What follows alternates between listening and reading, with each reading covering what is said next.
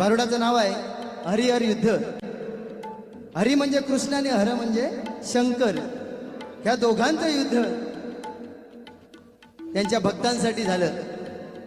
दोघे एकामेकाला पूज्य असते वेळी पण दोघांना भक्तांसाठी युद्ध करावं लागलं. या भारुडातून सांगण्याचा प्रयत्न करतोय, ऐका.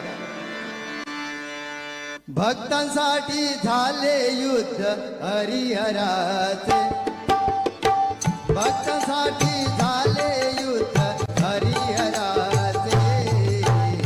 नित्य पहाटे पूजन करील जो दूर होती संकटे, नित्य पहाटे स्मरण करील जो दूर होती संकटे, नित्य पहाटे स्मरण करील जो दूर होती संकटे.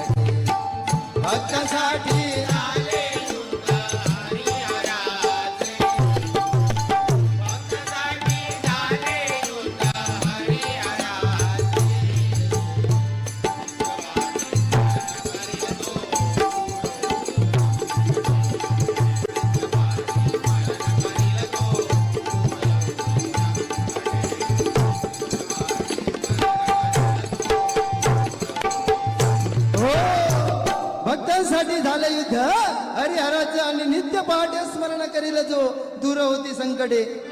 हे युद्ध एवढं विनाशकारी होतं, सृष्टीला पण त्याचा धोका निर्माण होता. आणि हे युद्ध सकाळी सकाळी अर्ली मॉर्निंग जो कोण स्मरण करेल त्याच्या सर्व संकटाचा नाश होतो असं या भारुडामध्ये सांगितलेलं आहे. शंकराचा परमभक्त बाणासूर, हजारो वर्ष त्या बाणासुराने शंकराची तपश्चर्या केली आणि त्या शंकराला प्रसन्न करून घेतलं. आणि त्याच्या कृपा आशीर्वादानं त्याने मागताना काय मागितले, सहस्त्र हात मागितले. आणि त्या सहस्त्र हात त्याला शंकराने दिले.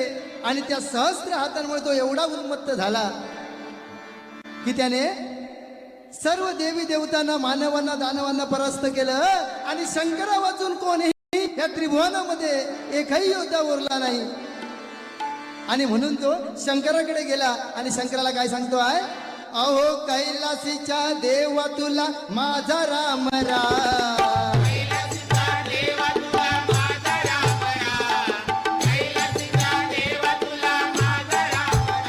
अहो कैलासीच्या देवा तुला माझा राम राम. या सहस्रातांचं मला नाही उरलं काम, या सहस्रातांचं मला नाही उरलं काम, या सहस्रातांचं मला नाही उरलं काम.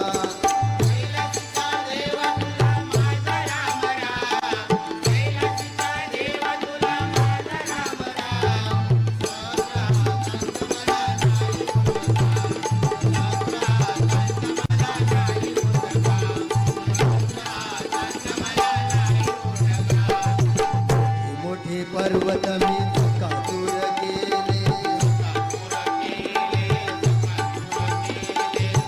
पादिकांना पळवून लागले.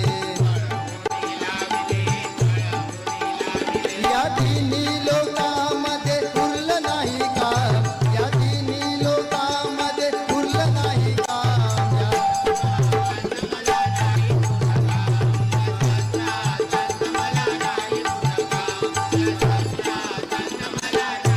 हो, या सहस्रातांचं काही काम उरलेलं नाहीये. मोठे मोठे पर्वत मी चकाचूर केले, देवादिकांना पळून लावले. तर काय कर, हे जे मला हात लाभले आहेत हे तू परत मागे घे. त्यावेळी शिवशंकर म्हणतायत, अरे बाणासुरा एवढा उन्मत्त होऊ नको. तुला जे सहस्त्र हात लाभले आहेत ते झाडाच्या फांदीप्रमाणे एक दिवस तुझी गळून पडतील. ती वेळ असेल तुझी लाडकी कन्या उषा हिचं लग्न, ज्यावेळी तिचं लग्न होईल त्यावेळी तुझे हे सहस्त्र हात तुझे गळून पडतील. झालं बघा. ते बाणासूर एकदम आनंदी होऊन आपल्या राजवाड्यामध्ये आला. आणि राजवाड्यामध्ये आला तर बघा त्याला एक सुंदर अशी त्या बाणासुराला उषा नावाची कन्या होती. आणि एक दिवस ती आपल्या महालात झोपी गेलेली असताना तिला सुंदर असं स्वप्न पडलं. सुंदर असं स्वप्न पडत असतं. त्या स्वप्नामध्ये एक राजकुमार आला आणि त्याचं चुंबन घेऊन गेला. तिचं त्या उषेचं चुंबन घेऊन गेला. झालं, रात्र गेली. सकाळी उठल्यानंतर ती बेचैन झाली, कावरीबारी व्हायला लागली. आणि हे सर्व दृश्य कोणी बघितलं तिची लाडकी दासी होती चित्रलेखा. त्या चित्रलेखेने पाहिलं आणि चित्रलेखेने पाहिल्याबरोबर ती त्या उशेला म्हणते, अगं तुला झालं तरी का, तू एवढी कावरी बावरी का होती आहेस, काय तुझ्या काय झालं तरी काय. तेव्हा ती काय म्हणते आहे, माझे मन झाले बेचैन, माझे मन, माझे मन झाले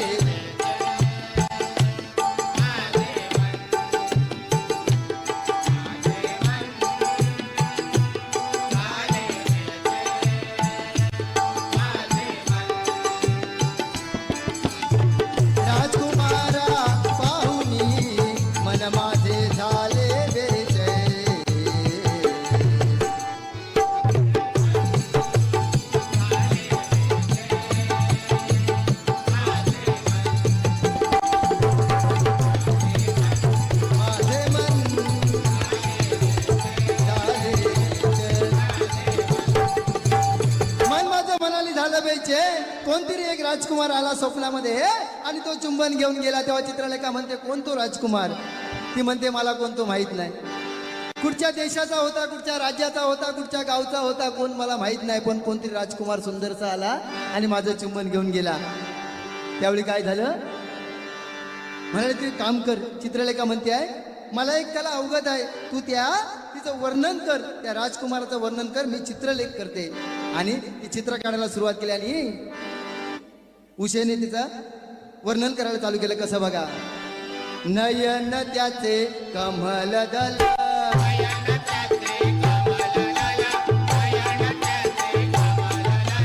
रंग सावळा भाऊ विशाल,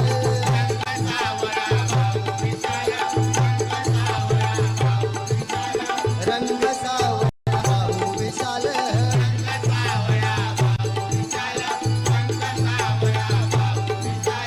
स्वप्ने माझ्या आला जीवनाला वेळा,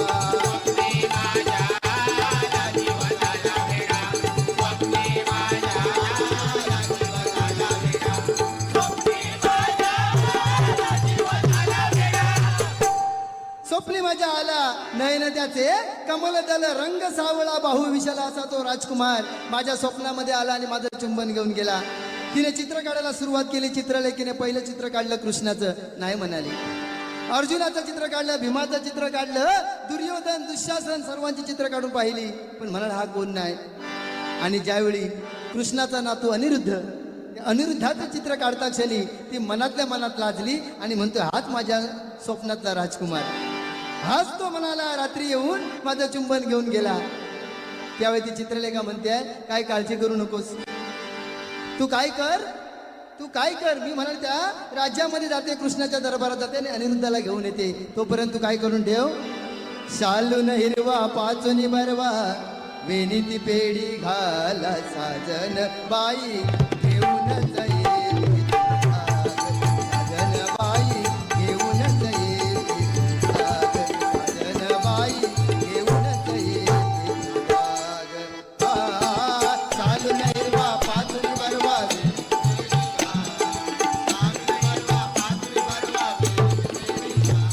साजन बाई घेऊन जाईल,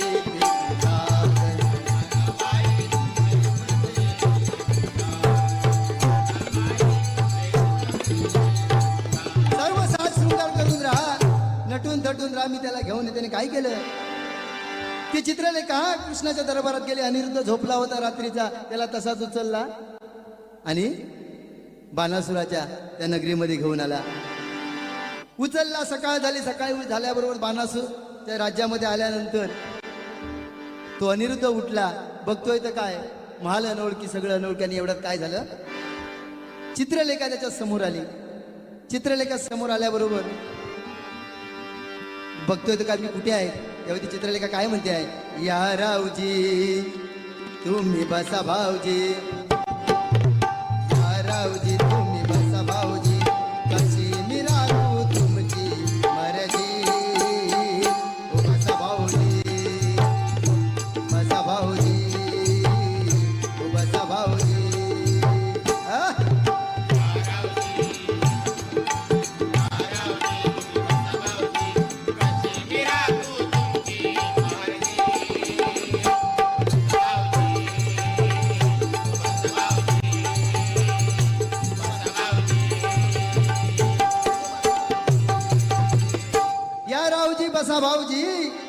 नाही तुमची आमची, तरी पण तुम्ही आमचे होणार भाऊजी.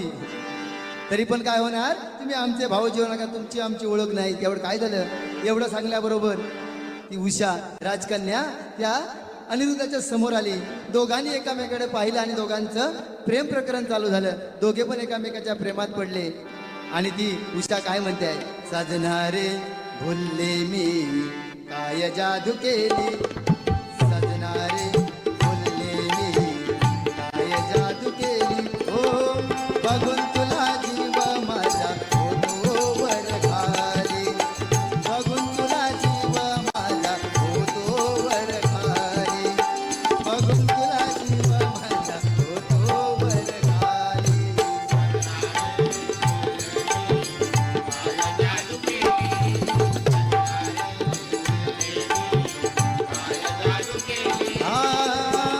तुला जीव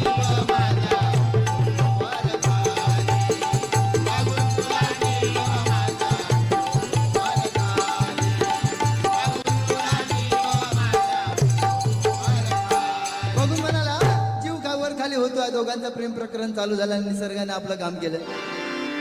त्या बाणासुराची कन्या उषेला त्या अनिरुद्धापासून दिवस गेले आणि हे वृत्त त्या बाणासुराला कळलं आणि बाणासुर रागाने लाल लाल होऊन आपली लाडकी कन्या उषाच्या महालात आला. आणि बघतो तर काय, दोघं पण प्रेमामध्ये गाणे गात आहेत. काय बघा, कारभारी दमान होऊ द्या गुमान, कारभारी दमान होऊ द्या गुमान, होऊ द्या गुमान, अंग भिजलं घामान, होऊ द्या गुमान, अंग भिजलं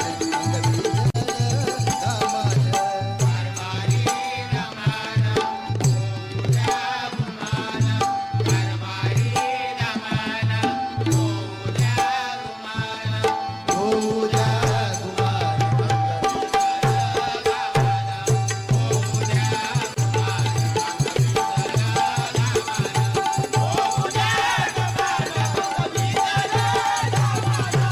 होऊ द्या गुमान, अंग भिजलं गाभानं. दोघे पण प्रेम गीतामध्ये रंगलेली असताना तर बाणासुराची तिथे एंट्री झाली. बाणासुराने त्या अनिरुद्धाला बघता क्षणी रागाने लाल लाल झाला आणि दोघांमध्ये युद्ध झालं. दोघांमध्ये युद्ध झाल्यानंतर अनिरुद्धाला त्या बाणासुराने त्या नागपाशामध्ये बंदिस्त केलं. आणि बरेच दिवस झाले कृष्ण म्हणतोय माझा नातू गेला तरी कुठे. आणि हे वृत्तांत तिन्ही लोकांमध्ये भ्रमण करणारा नारद मुनीने पाहिलं. आणि नारद मुनी द्वारकेमध्ये गेले आणि काय म्हणतायत,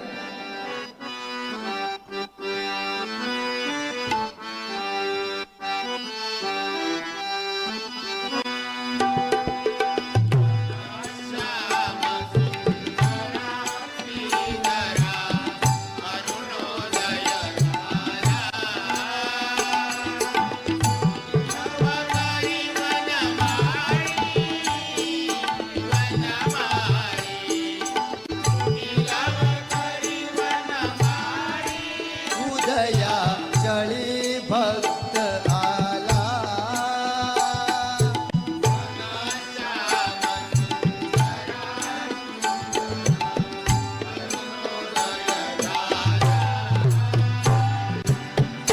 देव मिळून त्या श्रीकृष्णाकडे मागणी केली की हे जे तू शीतल अस्त्र सोडलंय त्यामुळे या त्रिभुवनाचा नाश होणार आहे, त्यामुळे ते कृपा करून ते अस्त्र मागे घ्या. आणि ते अस्त्र मागे घेतलं कोणी, कृष्णाने.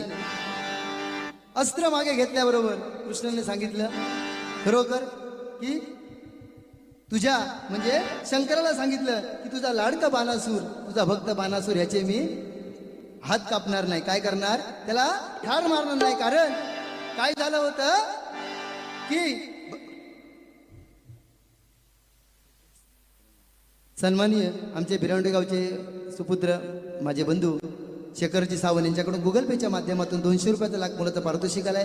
इथं टाळ्यांच्या गजरात त्यांचं शेखर सावंत यांचं स्वागत करा. उदंड आयुष्याने उत्तम आरोग्य लाभावं अशी मी रामेश्वर चरणी प्रार्थना करतोय की भक्त पुंडलिकाच्या वंशामध्ये जे राक्षस जन्माला येतील, विष्णू भगवंताने सांगितलं होतं की मी त्यांना कधीही मारणार नाही. आणि हे हा बाणासूर होता, हा भक्त प्रल्हादाच्या वंशातला. फक्त काय करीन की त्याचे जे सहस्त्र हात लाभले आहेत ते तेवढे कापून टाकेल. आणि एवढं म्हटल्यावर बघा बाणासूर तिथे आला बाणासुराचं आणि कृष्णाचं घनघोर पुन्हा एकदा युद्ध झालं आणि कृष्णाने काय केलं, आपल्या सुदर्शन चक्राने त्याला जे लाभलेले हात होते ते छाटून टाकले आणि काय सांगितलं की तुझी लाडकी कन्या उषा हिचा विवाह माझा नातू कोण अनिरुद्ध याच्याबरोबर लग्न लावून दे. आणि बाणासूर त्याला तयार झाला आणि दोघांचं लग्न कार्य चालू झालं. त्यावेळी नारद मुनी काय करतायत, तंबोराची पळ्या घेऊन द्या की र मला बी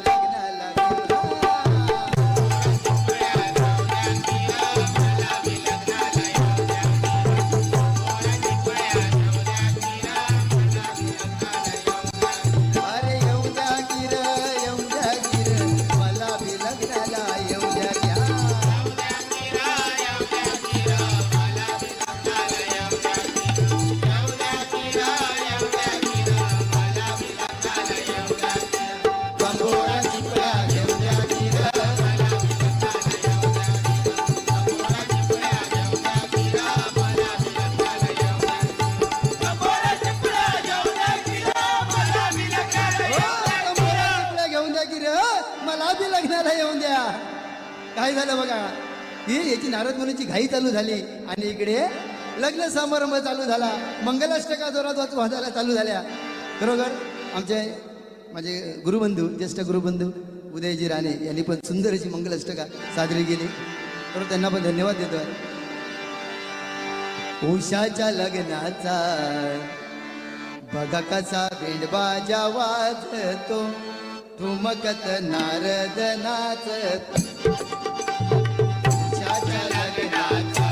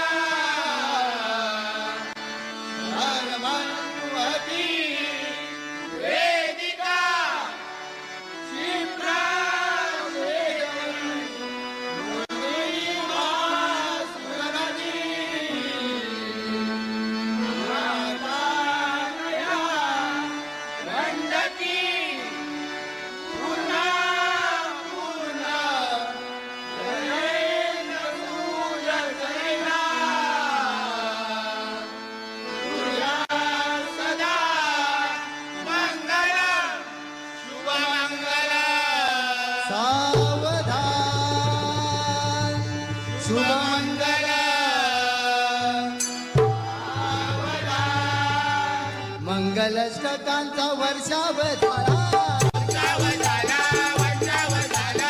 देवादिकांना आनंद झाला, हो देवादिकांना आनंद झाला. उषाच्या उषाच्या उषाच्या उषाच्या उषाच्या लग्नाचा कटाचा भेदबाजा वाजतो, तुमकत नारद नाचतो.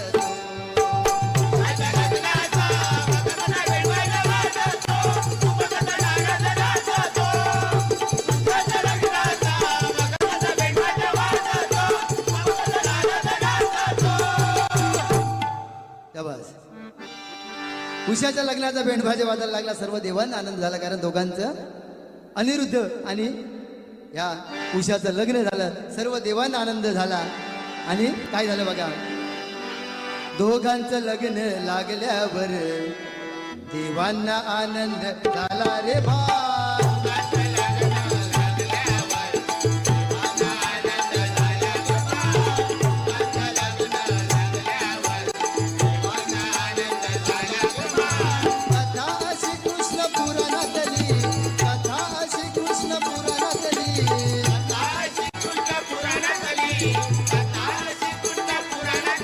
बघा ही कथा जी आहे, कृष्ण पूर्ण पुरुषोत्तम भगवान, कृष्ण पूर्ण पुरुषोत्तम भगवान हा ग्रंथ आहे. आणि त्या ग्रंथाचा आधार घेऊन उषा अनिरुद्ध लग्न किंवा हरिहर युद्ध, हे युद्ध एवढं भयानक होतं शंकर आणि कृष्णाचं. त्यावेळी कृष्णानं सांगितलं होतं की दोघांच्या अस्त्रामुळे, शिवजोर नामक अस्त्र शंकराने सोडलं आणि कृष्णाने शीतल अस्त्र सोडलं, त्यावेळी पूर्ण सृष्टीचा नाश झाला असता. आणि त्या कृष्णाने आपलं अस्त्र मागे घेतल्यामुळे हा सृष्टीचा नाश व्हायचा थांबला. आणि त्यावेळी वरदान कृष्णाने दिलं की हे युद्ध सकाळी सकाळी अर्ली मॉर्निंग जो कोण स्मरण करेल हरिहर युद्ध, त्याचा संकटाचा नाश होईल. आणि म्हणून सर्वांनी ते जमलेल्याने हे युद्ध जे आहे हरिहर युद्ध हे सगळ्यांनी स्मरण केलं पाहिजे. म्हणून काय म्हणतोय, कथा अशी कृष्ण पुराणातली,